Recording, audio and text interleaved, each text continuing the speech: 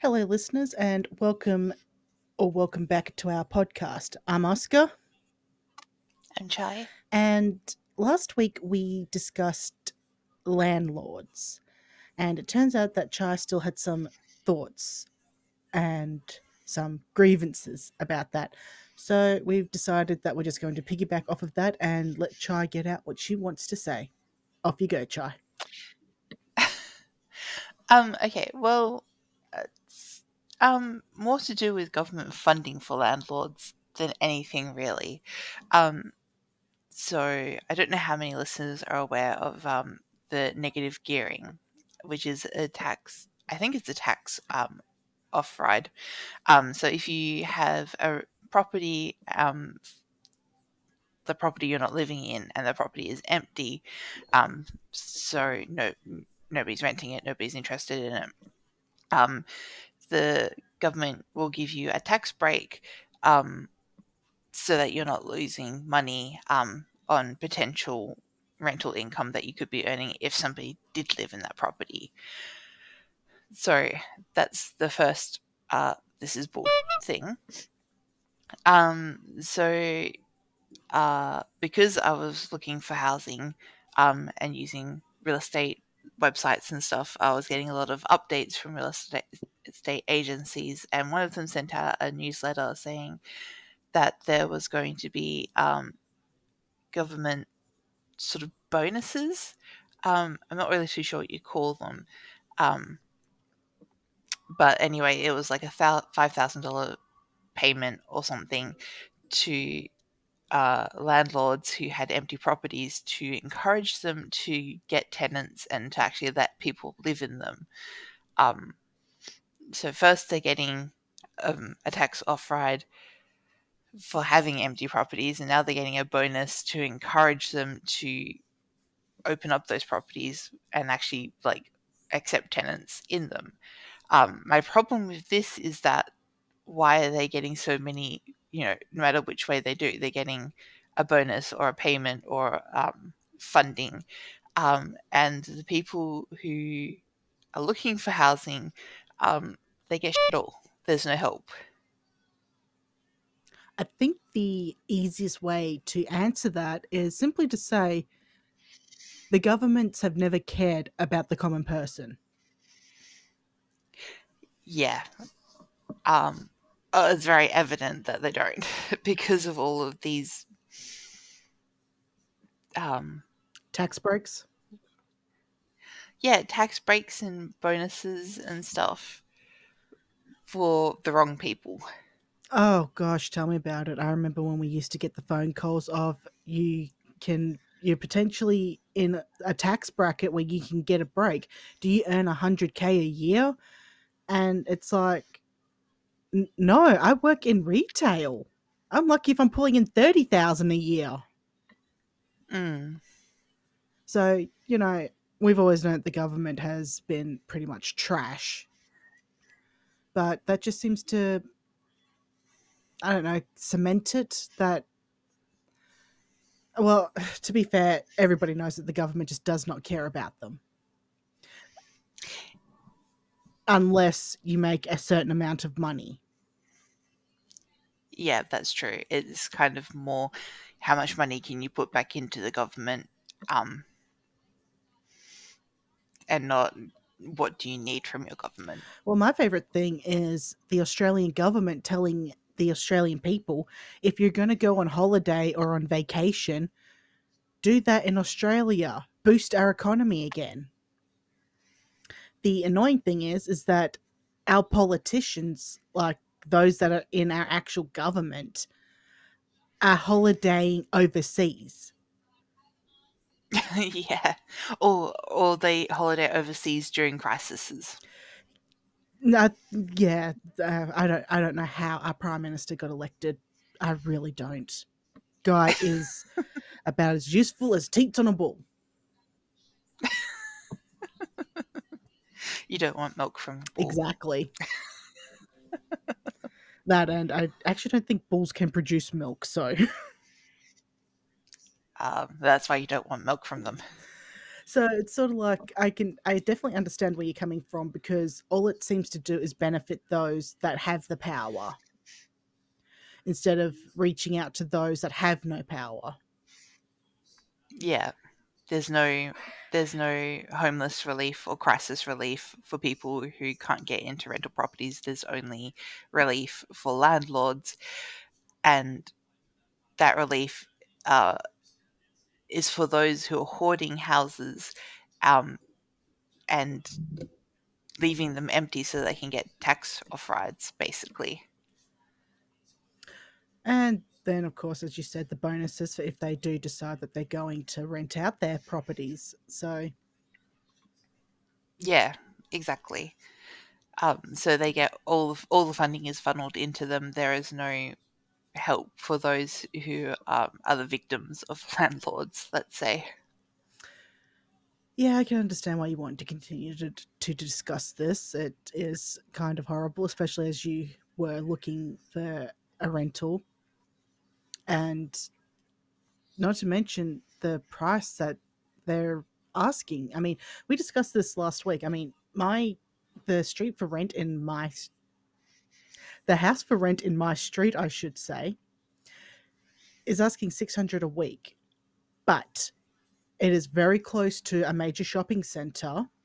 It is very close to two primary schools and the high school, and they want 600 a week for that. And I'm thinking, well, it's location. They could actually be asking a lot more for that. Yeah, like my house that I was evicted from was,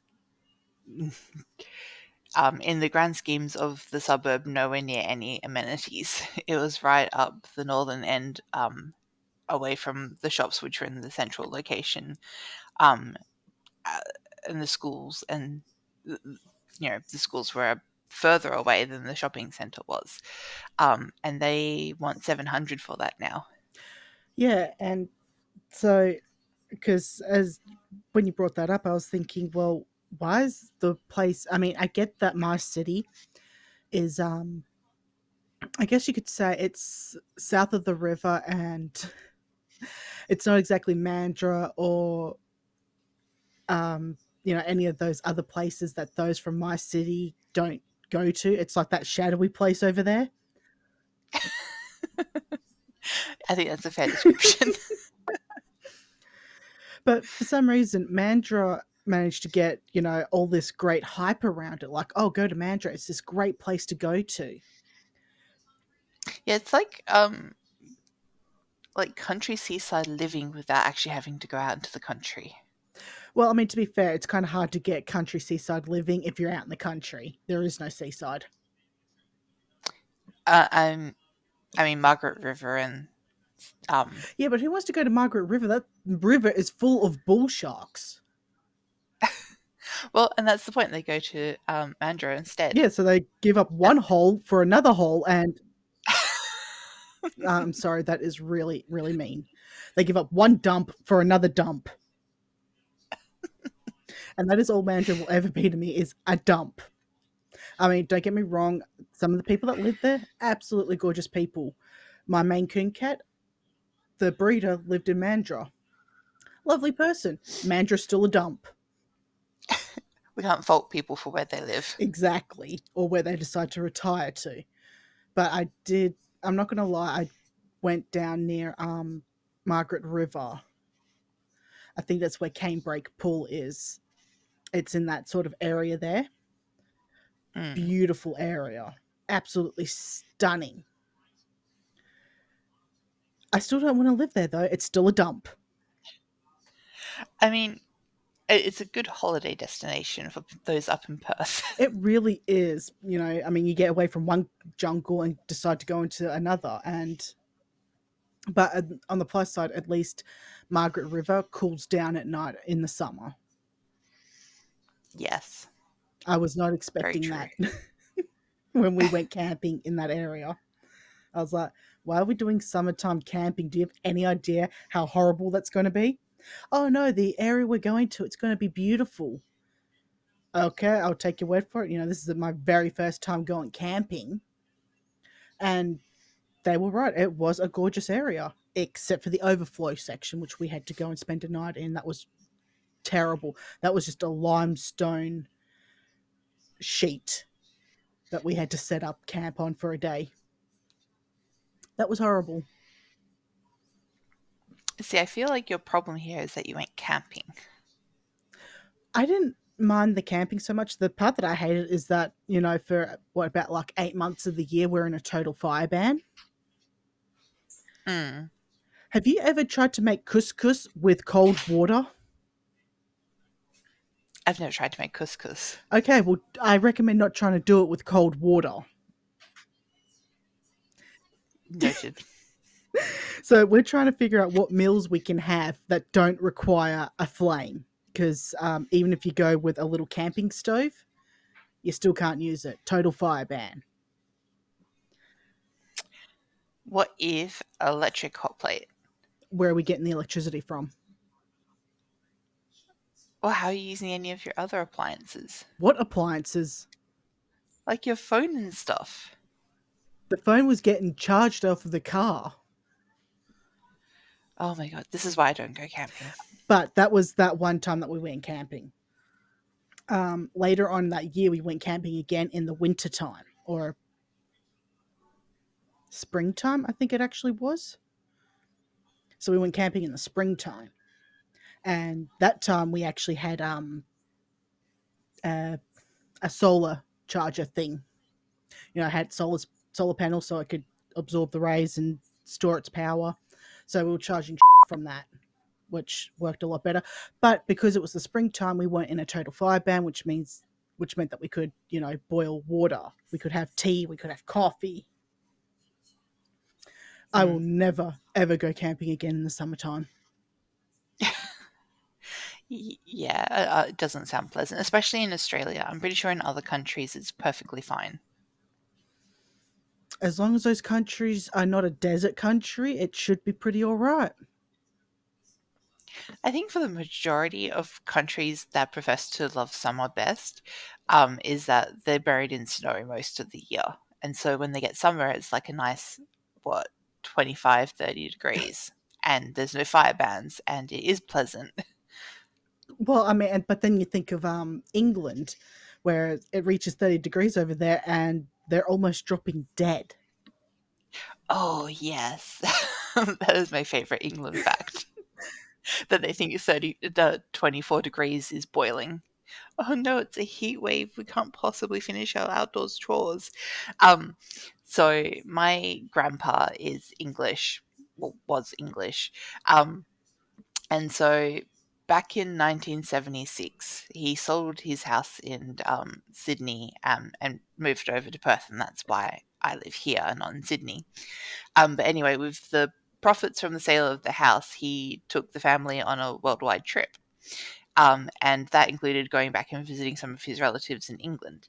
Um, so anyway, it was summertime, and they had visited some family that had like a backyard garden farm thing.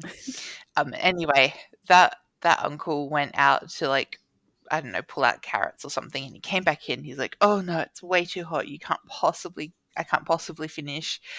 Came and had a cup of tea, Yes, of course. as as you do. And then my uncles, who were teenagers at the time, were just like, "Oh no, leave it to us. We'll go out and handle it." And their uncle was just like, "No, no, no, it's way too hot. You can't possibly do that." And so they went out. 20 minutes later, they came back in with all the produce, and they're just like, "Here you go. It's all done." And their uncle was just like, "But it's roasting outside. How can you have survived that?" And they're just like, "Because they're Australian." I I used to talk to this friend online, and I think she used to live in Ireland but moved to England, and it was our winter time. So it was their summer, and she said to me, "Oh my gosh, it is so hot today. I cannot believe it." I was like, "What is it, like 17 degrees Celsius?" I was right. It was 17 degrees Celsius. I was like, "I'm in winter and it's 20 degrees Celsius." That was my favorite fact about dating a Canadian. Um, so when it was summer, oh no, when it was winter here and it was summer there, she was just like, "Oh my gosh, it's 17 degrees. This is so hot." And I'm like, "Are you kidding? It's like 19 degrees here, and I'm freezing wearing socks indoors." Yeah. My a friend of mine from high school, she started dating a Brit, and he came down here in our winter, sorry, for a visit. And it's like 25 degrees, and he's all like, "Oh my gosh, it's perfect beach weather. Let's go." We're bundled up, like we're not stepping foot away from this heater. You want to go out there and freeze? Be our guest. Oh my god. And Yeah, sure, just go to the beach in the middle of winter. Perfect weather. it's like, I'm sorry, we're not insane. We are not British. I mean, the girl that was dating him was, I think, half British or something like that. But even she was like, "Yeah, no, okay, they're too crazy even for me now." Yeah, no, I think once you're a generation or two into being born in Australia, the if you're white, the British history that's gone. They left that behind with the English. I think the only thing that carries on is the love for tea. Definitely, I do love tea. I'm not even British and I love tea. Okay, no, I take that back. I think I've got like a drop of British blood in me. I think most Australian, well, particularly my family. So because my mum grew up in Sydney, so she had family history going back to the convicts, and Of so course. um, until my grandma married my grandpa, that was the only English specific history that we had. Um, so it was just like, well, you ejected us from England. We've adapted to this new place now. We're nothing like you anymore. Yeah, We can tolerate 25 degrees. like yeah, we can and then some. But like I say that I've got a drop of English in me, but that like drop is English, Welsh, Irish, Scottish, all that part. Yeah. So Like that drop in me had no chance of winning against the Maltese and the Italian in me. oh yeah, I believe the Italian is quite strong in you, isn't it? I am half Italian. Oh, yeah. There you go. The British had no It chance. really did not, and thank God for that. I mean, to be fair, Rome did conquer England way, way, way, way back. So it's just history repeating To itself. be fair, Rome conquered a lot way, way, way, way, way back. That's fair. Yeah. But I was doing a charity thing. We call it work for the dole in Australia. Basically, I was forced to go somewhere to basically earn my unemployment check. And I was talking with the older ladies that were part of it as well, and they were going on about how everybody can, most Australians can trace their roots back to being a criminal. And I turned around and said, "Well, I can't because my grandparents on my mother's side came over here on a boat in the 50s, and my grandparents on my father's side came over here on a boat in the 70s." So Yeah. there Exactly. is no convict blood in me. And the look of disgust that they gave me. Oh, how could you possibly not be related to convicts? You're white, don't you know? I know. I was just sort of like, well, I'm sorry that your family tree in Australia begins with, you know, you being here against your will. I'm still trying to figure out what the hell my grandparents on both sides were thinking to come to this dump to begin with. They willingly came here. Oh, it's like my stepdad. He didn't come to Australia until he was 5, which is really funny because he has a passport. Oh no, his birth certificate. Sorry, has a picture of him at 5 years old. Um, but I'm not really too sure why they chose Australia. But his family moved from Greece to Australia. Yeah, like back in the 60s, 70s, I guess. And like, why? Why did you choose here? Exactly. Like, Like you could have stayed in Greece. Like, hello. it's Greece. Why did you? Yeah, why did you choose Australia? But, I mean, my mother's parents, they both grew up in a tiny village in Italy. Like, it's not even on the map, it's that tiny. The only way you can see it on a map is if you get a regional map. And even then, it's sort of like a speck. So they actually started up a program to get the young working men out of that village and send them out to the world so they could prosper more, so to speak. Hmm. Unfortunately, my poppy was sent to Australia. Yeah, that's some shit luck. It Well, he loved it here. My nonna hated him coming to Australia. She absolutely hated it because apparently back in Italy he had beautiful pale white skin, and once he came to Australia, he just lost it and became tanned. Oh no, the tan, the worst offense. Well, I mean, when you fall in love with somebody because of how they look, and then you realize, so that's what you look like as leather. Great. I'm sure he wasn't too bad with a tan. I wish I could tell you, but I don't actually have any photos of him. I think I've got one photo of him, and that was back before color pictures were even a thing. Hmm, that's fair.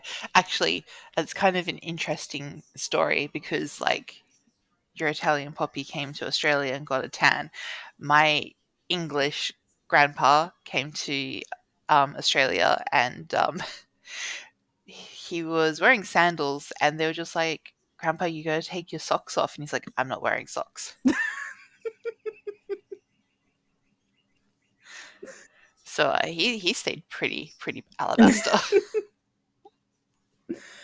Yeah, it's just, I mean, of all the countries that you could move to, I can understand that, Australia is a destination that a lot of people would love to visit.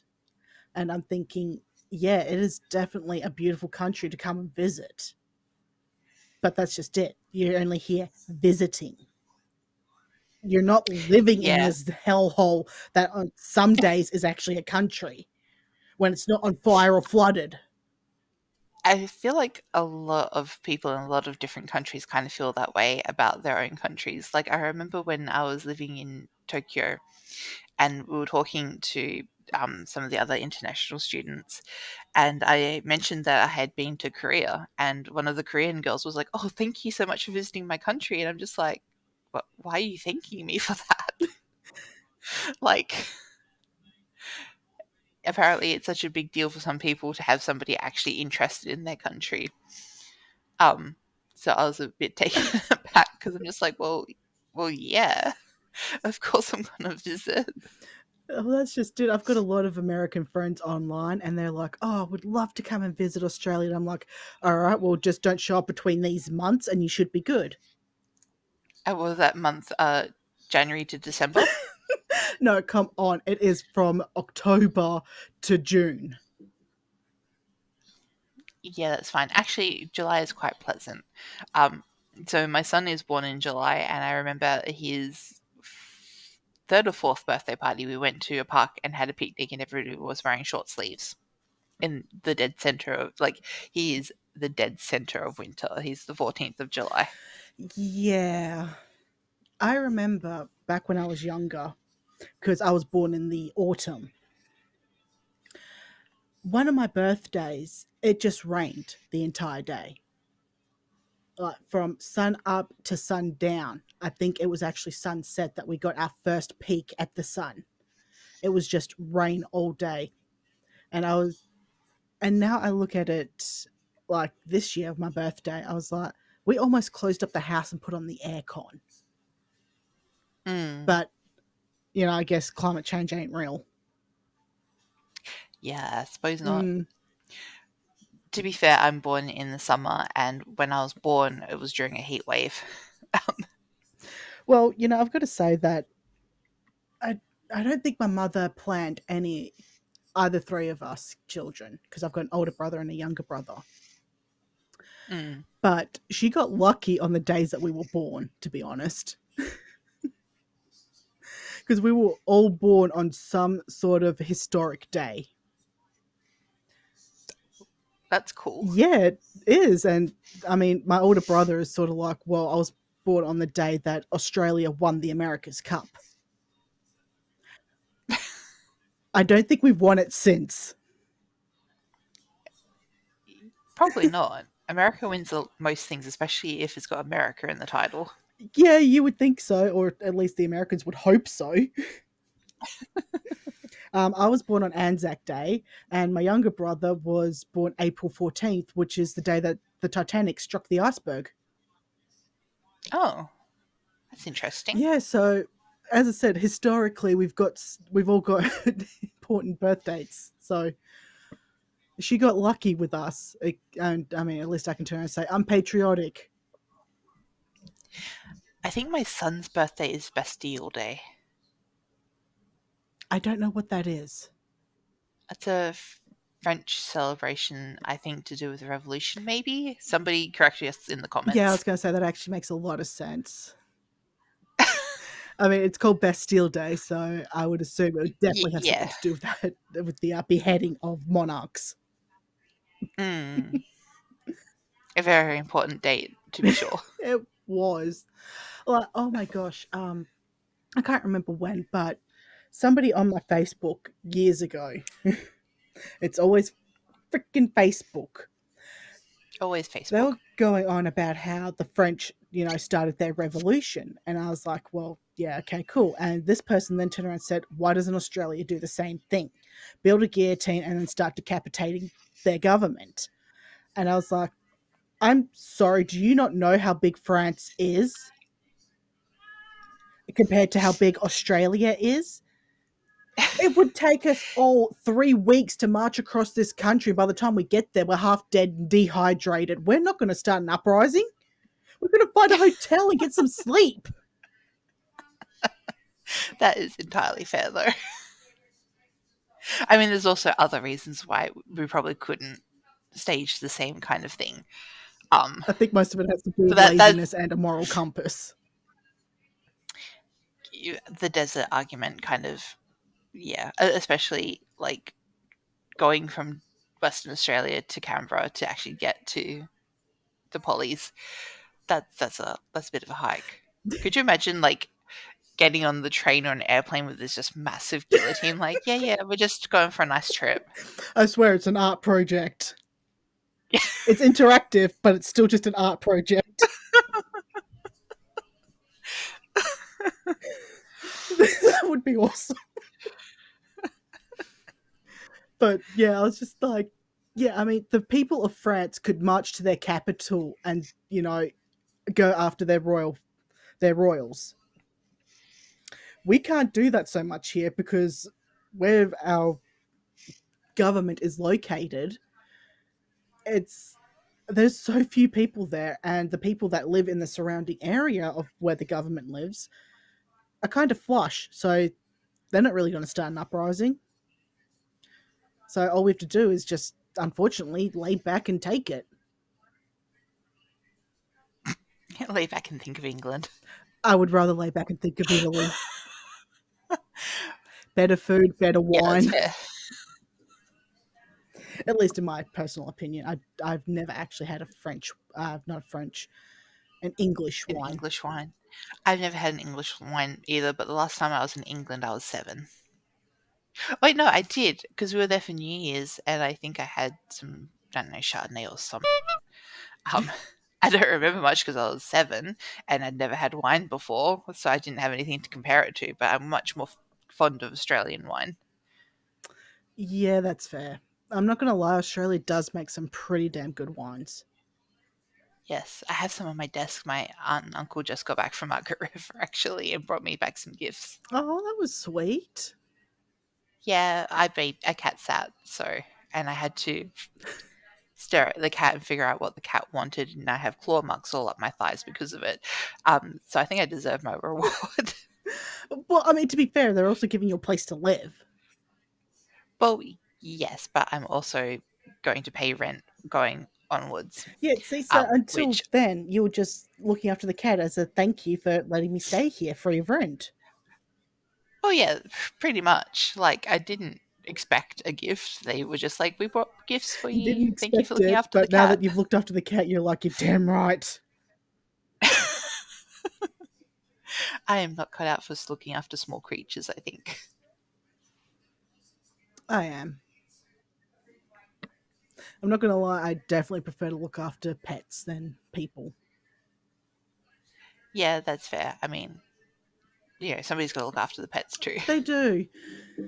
But yeah, because I was just thinking of the time. Oh, good lord, this was also age. Oh my god, I'm so old. Tell That me about it. realization has just smacked me. But a friend of mine went on holiday with her mother, and they asked me to house sit because they had cats. And I was like, yeah, sure, as long as you don't mind that I'm bringing my dog with me because I'm not going anywhere without a dog for protection. They Mm. also had chickens, which I kind of forgot about, and my dog managed to get into their coop. Oh, Thankfully, all he did was chase one. They had five chickens. Only one ran. The other four just stood there and watched this one chicken run. And I was just like, oh my God, Wolf, what are you doing? Get out of there. an appropriate name for a dog chasing chickens. Oh, he was a husky cross collie, so he had the wolf markings in the collie coloring. Oh, cute. He was aside from that one thing, he was actually aside from that one thing and that one other thing, he was actually a brilliant dog. I worked at a canine rescue place, and he got returned 3 times. Oh, Yeah, and I was like, okay, I'm taking him home with me because that is unfair. Because if he doesn't get adopted out, they're going to put him down. They tried yeah. to be as no kill as often as possible, but when a dog keeps getting returned, they kind of have to go, well, I don't think he's got a future. So we're going to have to give up his kennel for a dog that we could hopefully rehome. I was like, I don't care Mm. how difficult he's being. He is coming home with me and he is not leaving. He came home with me and he did not leave. He tried to. That little bastard was so skinny, he could get through a gap in our gate.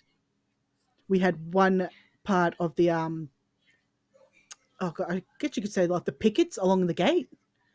One of those was missing, and he managed to squeeze through it. Mm. So it was sort of like, oh shit. And then, I mean, this was like a month after we got him. My best friend and I were getting ready to go out for the night. So she came up to my place pretty darn early because we're going to go head up to another friend's place. Uh, we both had chest infections, and Wolf got out and took off, and we were like, oh no, oh no, we have to go chase down that dog when we both can't breathe. But he quickly learned his name. Well, that's one way to teach them their name. Yeah, as where I mean, we were both over. I mean, I wasn't as unfit back then as I am now, but when you got a chest infection, you're just Wolf, Wolf. Oh God. I do remember doing an event, like a race around Perth event, and I had a chest infection, and my friend was perfectly healthy and a lot more fit than I was. Um, and she's like, "You gotta hurry up. We've gotta lose." And I'm just like, basically dying. And so we're in line at one of the places where you have to get the next clue, and one of the other ladies was just like, "She has a chest infection. Give her a break." Oh well, frick, we got lucky with Wolf because another lady was outside with her dog, and he got distracted wanting to play, and we're just like, please, grab that dog, please grab that dog, and she's trying to pull her dog away because she doesn't know if this new dog is friendly or not. Mm. But then we're just like, please, please. We finally leash him and get him back home, and I'm just like, dude, I'm not moving for the next 3 hours. Just let me die for a little bit. And I'm just so wiped out. I can't even, discipline the dog. So he just goes and gets a drink of water and then come lays on my bed, and I just look at him and go, "You're a dick." That was as much discipline as I could muster for him. Yeah, it was just all like, of all days that you had to get out, it had to be the day that I had a horrible chest infection. But it's so hard to be mad when they're cute. Ah, you know what? I have to completely agree. Like, we're trying to teach Ramses now to be quiet when he's outside because, unfortunately, with his breed, he's a sight hound. So everything that he can see is his territory. Mm, And I mean everything. So if he sticks his head out through the car park and he looks out across the neighbours' yards, his territory. mm. And unfortunately, we've had a couple of families move in recently who have children that enjoy playing in the street, and I haven't seen that since I was a kid. So I'm just like, okay, cool. The downside is that Ramses looks like a white golden retriever. Ah. So the kids sort of look at him, even though he's barking his head off at them, and they're like, "Oh, he looks cute and friendly." And I'm thinking, "Kid, what are you doing? Get the hell off of our property!" Like, "Oh, but your dog," and I'm like, what about my dog's character at the moment makes you think he wants to be anywhere near you? If a dog is barking, you should probably go the opposite direction. And I'm thinking, who the hell is raising these kids?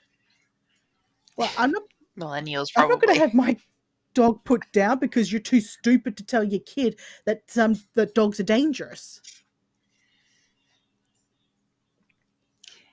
Yep, that's fair. Well, it's not my dog's fault that you waddled onto our property and then held your hand out to a barking dog. Like, come on, parents, be better. Yes. Like, I can understand if you're walking your dog on the lead because Ramses is completely different when he's on his lead. It is actually kind of weird. On his lead, he's still protective of me, but he'll also let people come up and talk to me. If I'm in the backyard and anybody comes onto the property, he's in front of me and he will try to actually lunge at the people that are on the property. And it's sort of like, okay. But I still don't trust him on the lead. We're trying to muzzle train him as well. Hmm. But, I mean, honestly, if dogs are dangerous, they don't mean to I be, mean, but yeah. they are protective. And when they get protective, they become dangerous. And nobody should have to have their beloved pet put down because somebody is stupid. Yep. And to be fair, I also know that he is lacking in his training, so I try to walk him when there's less people around. Yeah, it's a good thing. Like, you have to be a responsible pet parent as well. Oh, we definitely are because we know what his breed is like, and unfortunately, his breed is usually a lot more mellow, but he is not. Yeah, I mean, different animals can have different personalities. That's Oh, just definitely. nature. We were really hoping that he'd be the mellow sort, just happy to be with us, but we stupidly got him at the beginning of COVID. Ah. So unfortunately, we couldn't really socialize him correctly, and his breed needs to be socialized. Mm. So we're like, oh yeah, we'll get a puppy. Oh, like a month later, oh guess what, everybody, lockdown is enforced. We fed up Yeah, bad timing. Very bad timing. a little bit. Definitely. Well, I mean, it wouldn't have been a problem had, oh my gosh, had people not charged the prices that they do for a German Shepherd. Mm. Mind I don't even want to know. Oh my god. Um, Somebody was actually asking for, I think it was like $2,000 for a German Shepherd Marama mix. Hmm. $2,000 for a half breed. Yeah, I know nothing about pet breeding, so I don't like. Well, I hear pets are very expensive. yeah, but the problem is buying them is the expensive part. Feeding them's the cheap part.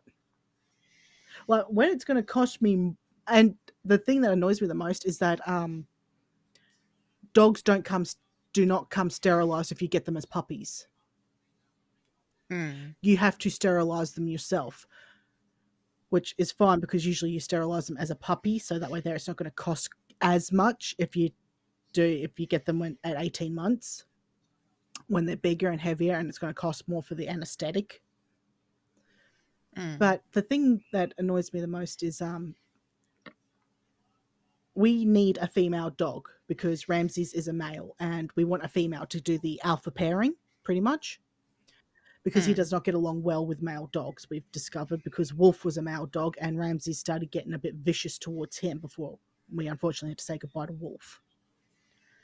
And we ended up driving from my little city in the south of Perth.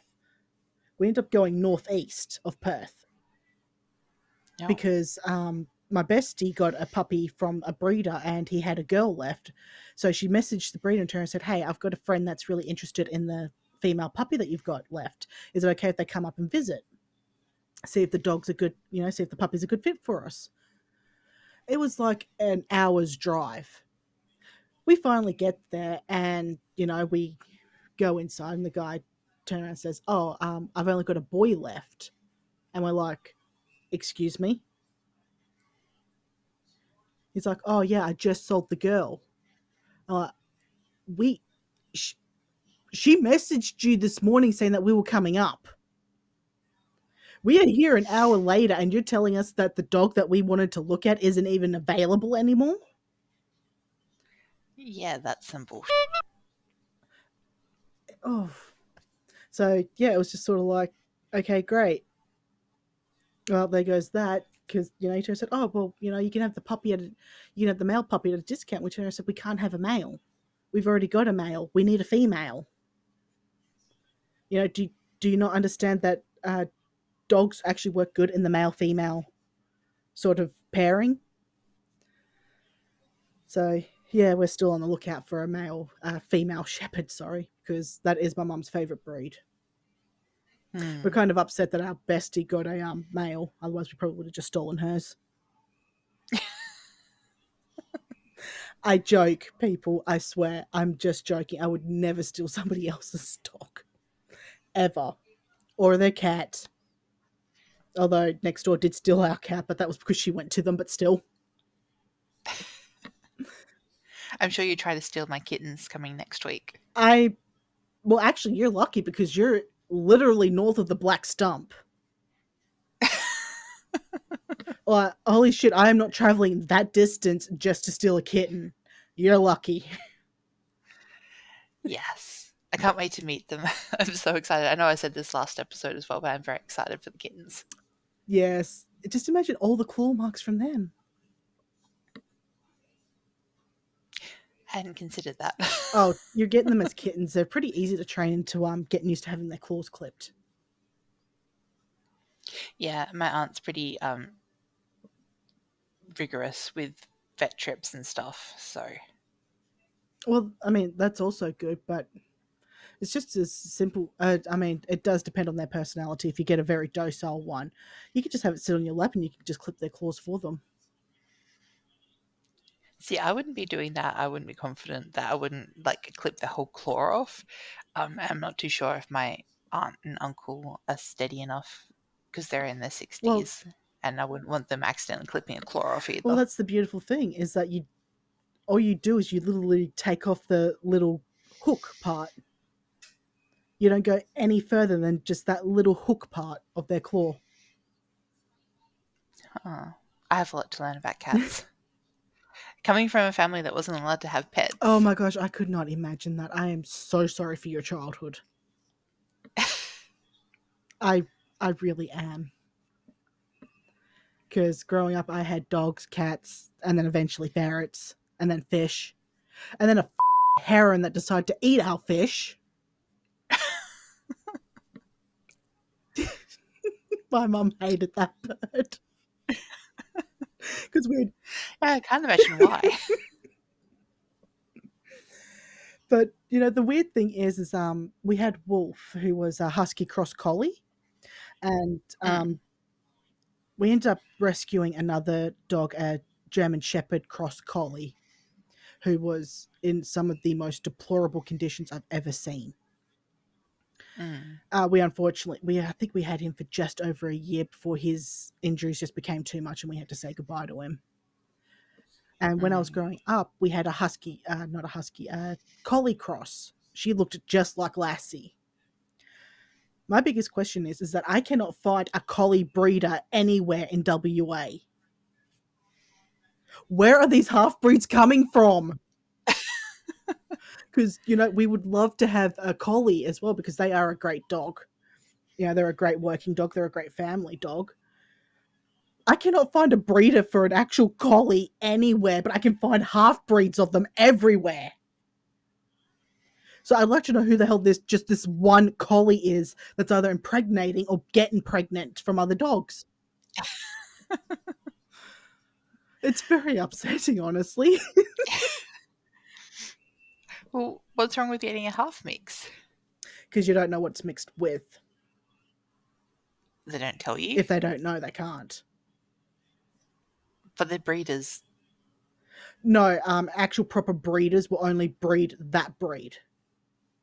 Oh, okay. But if and they typically know how to keep their houses pretty locked up and their yards locked up to stop unwanted half breeds. Hmm. Most of it, I think, is from backyard breeders, Yes. which I never really used to have a problem with until because most of the time they were just sort of like, we're just after a quick buck here.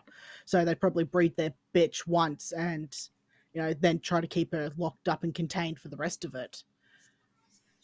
And, they used to be like, well, the puppies, here you go, like $100. Just, we don't, we, we didn't expect this. Have at it. But now, even the backyard breeders are starting to demand ridiculous prices, and they don't even know what their puppies are mixed with. Mm. And the price of cats as well, I've noticed. Like, I would love to get myself another kitten, but if I get them from a rescue, I'm looking at $500 for a kitten, and I'm like, $500, I can put a down payment on a Maine Coon and actually know Mm. what sort of background I'm getting from this kitten. I know what the veterinary history is like and all that. Oh, bless you. Sorry. I agree with the rescues and stuff like that, but I hate the price tag that they put on it. Yeah. And then they're like, "Oh, we need more foster carers because we're running out of space in our shelters." And it's like, yeah, but you also got really ridiculously high standards when it comes to your foster care system as well. Like the yard must be enclosed. It's like, well, my yard is enclosed, but the cat can still climb a tree and go walk about. So, and don't even get me started on the new system they've got installed for rescuing a dog. Yeah, these are things I know nothing about. Well, when you want to rescue a dog, you go through any sort of dog rescue, pretty much. Unfortunately, hmm, they will come out and inspect your yard to see if it's up to their standard. Hmm. The entire family must go in and visit with this dog, and it's like, we're a family of four with a sedan. How the hell are the four of us plus our dog, and they want us to bring in the other pets as well? At the time that we were thinking of adopting, we had ferrets and two cats. Where the hell is all of this going to fit? It's sort of like, these guys really didn't think this through, and you're wondering why nobody's really adopting dogs and why they prefer to shop. I mean, except for pet shops. Pet shops, man. Mm. I think they're illegal now, actually. In Australia, at least. Yeah, I'm trying to think. I don't think I've seen the old pet shop in Rockingham anymore. And honestly, thank God for that. Because that was. Yeah, I think it's been about 10 or 15 years or so since they shut down all the pet stores. I can't believe it took them that long. I mean, there's a lot of things we could say. I can't believe it's taken them this long, but it is the Australian Oh, government. that is so true, unfortunately. But I just realized I've been prattling on about pets for something like 10, 15 minutes. We're at 50 minutes for this. We are, yes. So, honestly, what if you got any questions, you've got a few friends that you know that have had cats before. You don't have to be ashamed to ask us any question. There is no such thing as a dumb question when it comes to being a first time kitten owner. Yes. Good. Thank you. I mean, when I first got Rum Tum, he was my very first Maine Coon. I was messaging a friend who had a Maine Coon mix, and she got pissed off with me for asking these questions. I was like, "Well, you're literally the only person I know that's ever had a Maine Coon cat, so I'm asking you. If you didn't want me to ask, you didn't. You could have just turned around and say, "Look, I don't know. Maybe you should speak with the breeder." Mm. But your aunt and uncle have owned cats before as well, so I'm pretty sure they'll be more than happy to help you along. Yeah, and I mean, it's not like I have to look after them. I just get to enjoy their presence. Maybe you should look after them a little bit, get to see how that's like. Yeah. Trust me. The one thing that I love about pets is that you've always got a companion. Mm. Well, I mean, dogs are mostly better for this because they will just lay there and accept whatever the hell you say to them. So if you need to vent, then a dog is great for that. But a cat may actually give you its opinion back, and you may not like it. Yeah, I'm pretty sure I've had Rose's opinion quite a few times. That's a good girl, Rose. So unfortunately, we end up getting completely off topic again. No, but at least I finished the topic this time. Oh well, that's good. Yeah, I think we got off topic last week as well, and we didn't know what the heck we were doing. Yeah, I was really off last week. My apologies. Oh, my apologies too. I was also just as off. Uh, well, this week I think we were just as off as well because I want to go back. I want to go down for a nap, man. I need my sleep, but I got to go do dinner. Yeah. Oh, yeah, dinner. Yeah, Okay. you should probably consider dinner too. You have a child, Yes, I do have to feed him before he falls asleep. probably for the best. All right. Yes. Well, listeners, thank you so much for tuning in and sticking with us as we ramble about things that some of us know about and things others don't know about. But, Uh, Utter rubbish, mostly, yes. listening to us prattling on about God knows what. I'm pretty sure we covered what immigration as well. Did Well, we? we covered some immigration, like our grandparents' immigration. the, Yes, that's true. we questioned their sanity of like, why the hell would they pick this country? What is wrong with them? So, thank you again for sticking with us for that. We hope you enjoyed this. Cho, is there anything else that you wanted to add? No, no No more. more? Well, if you did enjoy this, please give us a like. If you didn't, let us know. Otherwise, like, comment, and subscribe. That's my line. Well, I asked if there was anything else to add. You said no. God, So add it. I forgot about that. Add it. Yes, like, comment, and subscribe. Bye. Bye.